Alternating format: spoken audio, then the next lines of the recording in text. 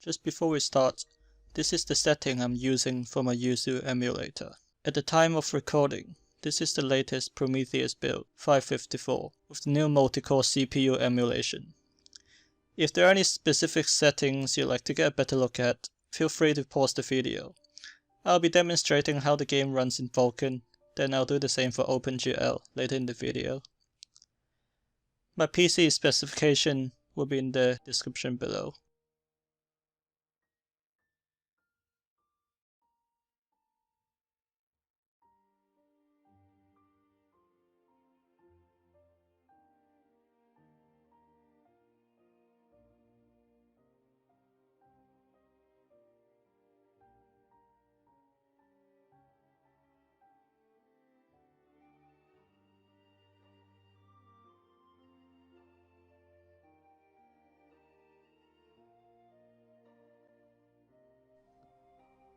As you can see, the lighting is currently broken in this build, but the sound is fully working and the UI elements are all rendering correctly at about 30 FPS in the menu. And jumping into the game from the title screen, the game takes about 30 seconds to load, about 10% longer than loading on real hardware. The first time booting the game, it crashes to Windows before the initial cutscene started. However, upon booting the game again, the cutscene managed to load.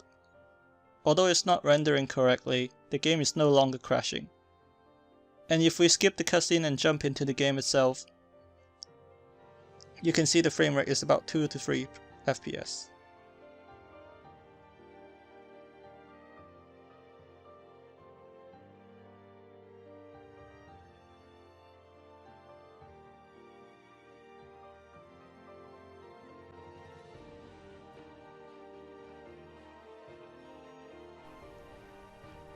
The game in OpenGL performs slightly worse due to the shader caching. The graphical glitches are pretty much identical to running in Vulkan, and when jumping into the extra content exclusive to the Definitive Edition, the game would just softlock, unable to do anything.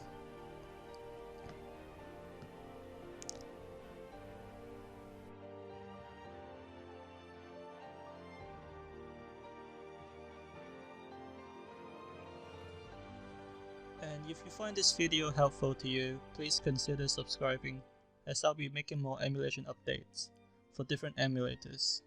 But other than that, thanks for watching.